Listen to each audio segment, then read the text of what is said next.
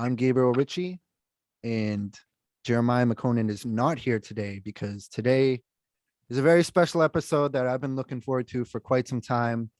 It's the One Piece. I'll just call it the One Piece appreciation episode. They just had their 1000th episode, which is quite a feat. You could say, to get a little off track, you can say, oh, well, this anime has more episodes. This anime has more episodes. I looked into it. No anime that is really like consistent. Those are episodic animes, Detective Conan, stuff like that. Those animes, of course, they'll have new episodes. They can go on forever. One Piece is the only like consistent story that has reached this height, and it's really impressive. To talk about this, I brought in the big guns. First, I'll my good friend Tyler on Demand, my former intramural basketball teammate, former gym rat. We met on the court, and he just so happens to be an anime buff himself. Not only an anime buff, but this guy is not only caught up in the One Piece anime, he's caught up in the One Piece manga, and that goes for our next guests as well. I got my good friend V here. Going on? Was recommended to the pod by Jeremiah McConan. Sounds like you know your stuff about One Piece. We talked a little yesterday. You obviously do. And you recommended our good friend Youseff here. Nice to have you on the pod, Youseff. Thank you for having me. And yeah, One Piece, obviously 1000 episodes, a lot to talk about. I'm not caught up in the manga. I feel kind of like a loser right now. These guys are gonna try not to spoil me. Let's just jump right into it because we're gonna have a lot to talk about. Obviously 1000 episodes. For those of you who are listening to this that don't watch One Piece, we all encourage you to watch it. Guys, we were just talking about, you know, everybody, even people who are into anime, they're hesitant to get into One Piece because of the length. And Youseff, you were talking a little bit about, you know, yeah, absolutely. It's not that I think not a lot of people are very much intimidated by the length, like when they see One Piece, or maybe even the art. I think that's something that's also speak about. Oh, It's interesting. very wacky, very different, but that's another big point to like why this universe works so well. But for somebody to say like, oh, it's 1000+ episodes, 1000+ chapters, you're looking at it from a negative perspective. But when you get into One Piece and you get into that flow, like you're looking forward to catching up. This next 1000 to 800, whatever is remaining for you when you finally get in. It's like this is not an obstacle anymore. This is a journey, and it is just that. It's a journey with our nakama, our straw hats. I like that point that you're saying, because it's funny how both its greatest attribute and then its perceived most negative are the same thing. And I try to think of other shows or material that's like that. I think of early Game of Thrones. Like even myself, I was like, oh, there's too many characters. Oh, there's too much going on. But once I got through that first season, it's amazing that there's so many characters. It's amazing that there's so much storyline, and it blends. You just get more and more interested. Yeah, I mean, one of the greatest part about One Piece, in my opinion, there's so many storylines and how they interact, and that's what gives it the most length, is that the story is building slowly and steadily, but in it incorporates so many aspects that are just fascinating to watch. And yeah, like you say, One Piece is really the only show. There's a few exceptions where it's like I always feel content with what I got, but I'm still wanting more, and I'm not like, I wish they did more with that guy. Of course, I'm a big Hunter x Hunter fan. There's a bunch of stuff. Hunter x Hunter is great, but at the end of the day, can I put it up against One Piece when One Piece is just consistent? Like, do you put up a basketball player who was great for 8 years versus a guy who's been doing it for 20? One Piece, it's so great. There's always something going on. And we'll talk about this more down the line. Of course, we're going to talk about our favorite arcs, people. We're going to talk about the business side of it, where it's like it's crazy to see a manga last this long and the sales and everything. But One Piece is great. There's always something going on. Luffy is they're in this island, but some shit's going down somewhere else, right? Where other stories. And I think I was on Tyler's podcast. That's right.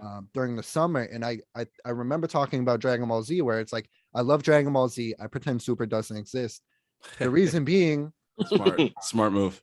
the main character who we love, Goku, the world's sort of it literally revolves around him, and the story goes as he goes. So it's like, all right, Right. this villain's too strong to beat. I'm gonna train. I'm gonna beat him. All right, now the next villain. Every villain's just as stronger. Where Luffy, they have to enter this world that's already there. Mm. You go and Luffy shows up in Marineford, and he's no match for the admirals. Right.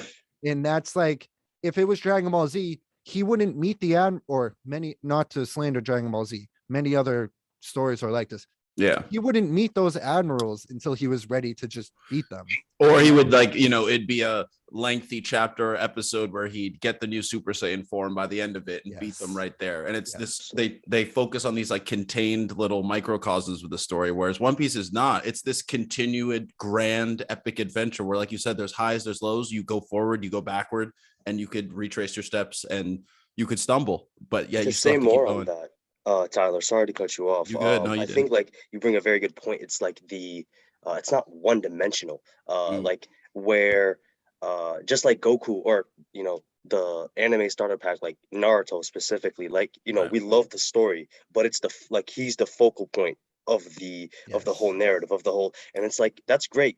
It's amazing. It's a great story. However, the Straw Hats and Luffy are still the focal, the focal point of this series, but they're not the only one. They're the ones we mainly focus on. Yes. But it's a living, breathing world, much similar to Game of Thrones, where it's like these are all different components that are interacting with each other, and also influence how they would further interact with each other in the future. So like seeing how that complexity, I think it shows, it's a testament to the art or the craftsmanship from Oda or Goda himself, as we call him.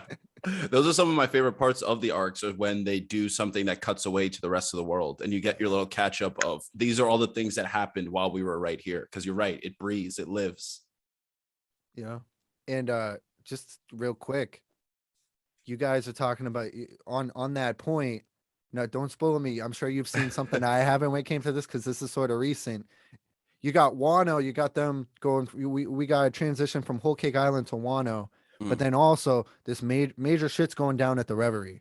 So it's like, right? And that's happened a million times in One Piece. And some of the best parts, like you say, when they break away from the Straw Hats, some of the best parts are right after arc, the post-war arc, post Enies Lobby, seeing Whitebeard and Shanks clash, and just. I want to get V. Do you have anything else to say? I could go all day. You guys are the true icebergs. I'm gonna be real with you. Like, those are the parts that I enjoy the most. Mm-hmm. Like, yes, obviously I'm a diehard One Piece fan. I love Luffy. I love the whole gang. But like, there's just some shock value that the other characters bring to the table that like the Straw Hats just can't match yet. For instance, like every time we see a Shanks appearance, like my jaw is to the floor, my eyes are out my skull. It's just like, because he's like one of the first characters that we ever introduced in the story, but like we know so little about him that it amazes me how Oda can just work his masterpiece like this. And like you say, Shanks, Whitebeard, all these guys, the reason we feel this way about these characters is they'll mention they'll mention Jinbei in Arlong Park. They'll mention him in the 30s. We don't meet him until the 400s. They mention Whitebeard. Oh, yeah, I'm in Whitebeard's crew. When you meet Ace, I'm in Whitebeard's crew. He's a big deal, blah, blah, blah. And then we meet him, and when you finally meet him, it's like, this dude's massive. It happens a million times, and that's why. The biggest example of this, I feel, I remember being sophomore in high school, whatever, just trying to find pictures of Kaido before he's even like appeared. Maybe I don't know. Maybe that, something like shadowy blob thing. They talked about him. They talk about him like 400 episodes before he shows up, similar to Big Mom.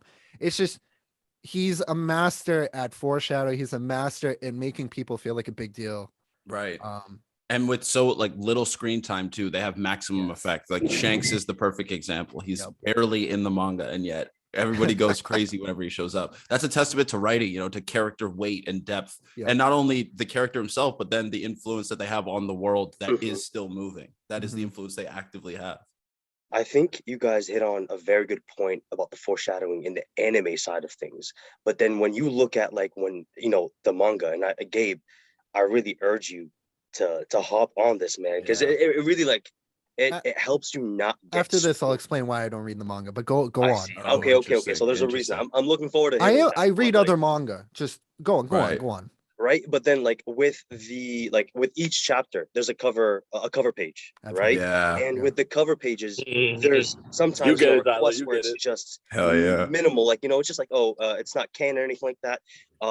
But when there's focus and intention, there is so much more foreshadowing in just the canon cover pages, Mhm. and they make the same story, or they are the basis of foreshadowing for Yes. later arcs. So it's very interesting to see that, like this is done through and through, not only in the anime with his direction, but also with his literal art in like the front page of each chapter.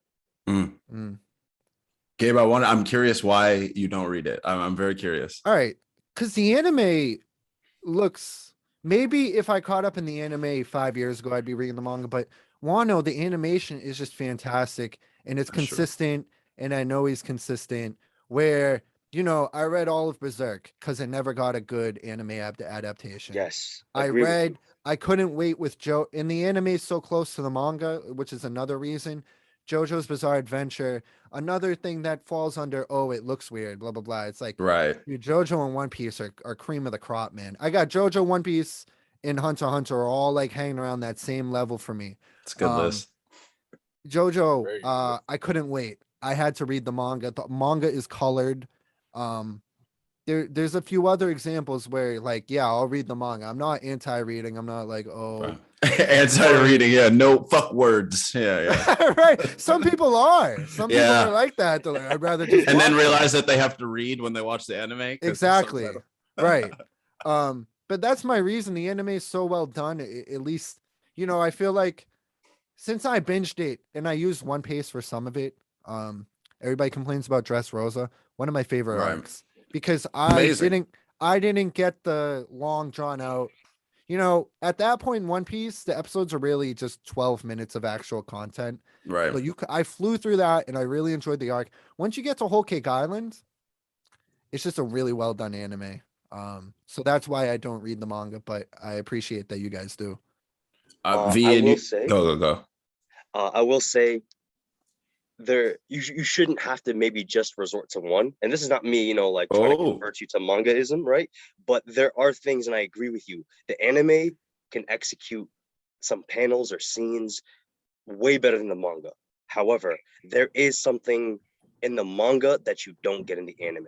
A lot more straightforward, Oda pure narrative, like pure Oda narrative, how I should say it, as opposed to a lot of the creative influences and nuances that Toei might put on the anime itself, which Okay. again are great at points, but at I other feel you. points, and I think you've already seen a specific scene that I can use as an example, which we can push down the line. It spoils it for a lot more people, and so it kind of loses its value, or this like for the scene that we're awaiting, like as manga readers, Yeah. in the anime. And so it's very interesting, and I have to say, the anime, especially in Wano, I got the merch right here.